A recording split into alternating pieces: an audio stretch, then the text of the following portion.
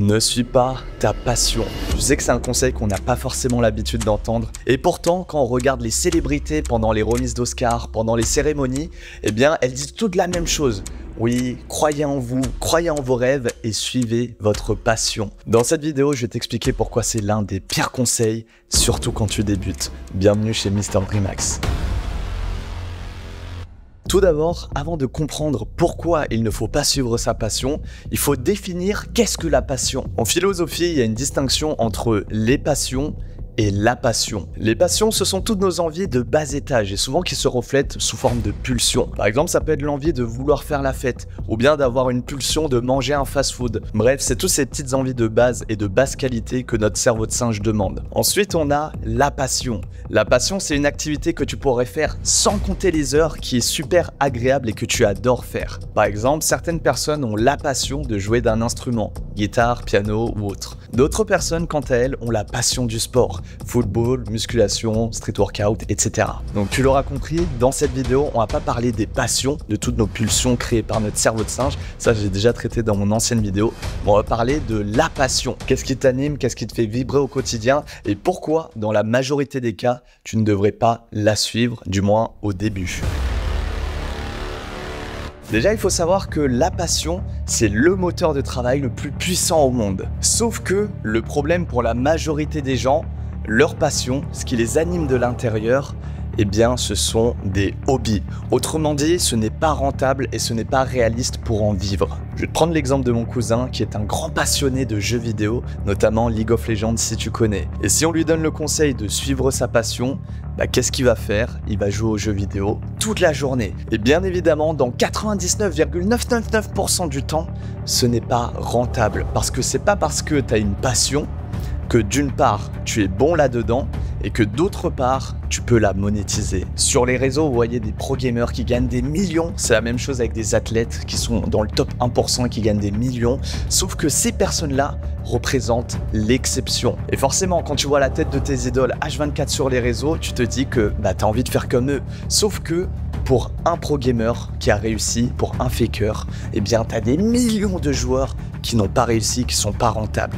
Donc ça, c'est le biais du survivant et il faut faire attention. Et à la place de persévérer dans ta passion, dans un domaine qui est ultra concurrentiel et où c'est très dur de se faire une place, l'idée, c'est de trouver la faille.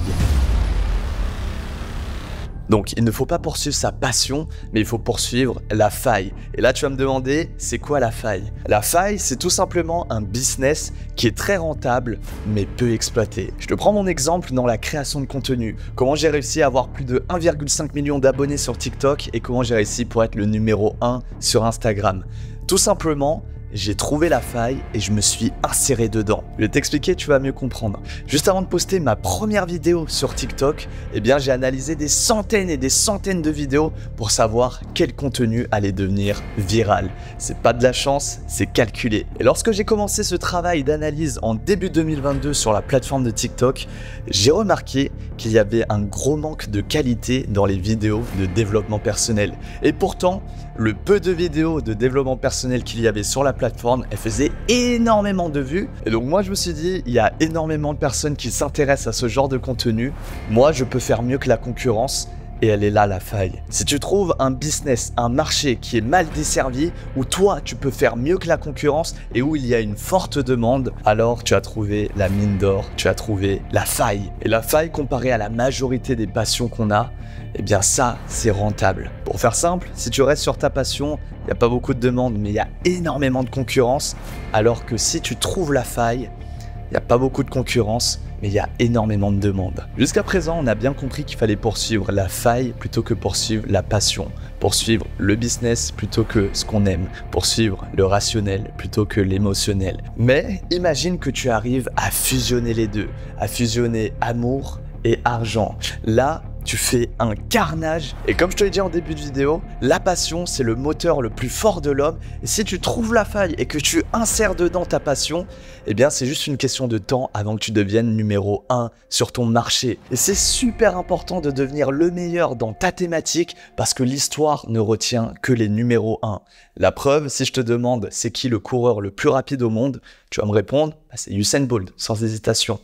Et si je te demande c'est qui le deuxième coureur le plus rapide au monde, bah là, personne ne sait. Après, pour rester réaliste, mettre sa passion dans une faille, c'est pas donné à tout le monde. Et déjà, si t'arrives à trouver une faille, c'est déjà incroyable. Parce que l'idée, c'est pas de travailler sur ce que t'aimes et ce qui est agréable. Non, ça c'est du luxe. Si tu veux grandir, développer tes compétences, développer tes revenus, il faut faire ce qui est inconfortable. Il faut faire ce que peu de personnes sont prêtes à faire. Et c'est seulement comme ça que tu obtiendras des vrais résultats. Trouve la faille, insère-toi dedans et deviens une référence dans le marché. Si t'as aimé cette vidéo et que tu souhaites d'autres conseils de valeur, je te recommande de télécharger la page d'or du vrai dev perso. C'est un résumé des meilleurs conseils de tous les livres de dev perso que j'ai lus.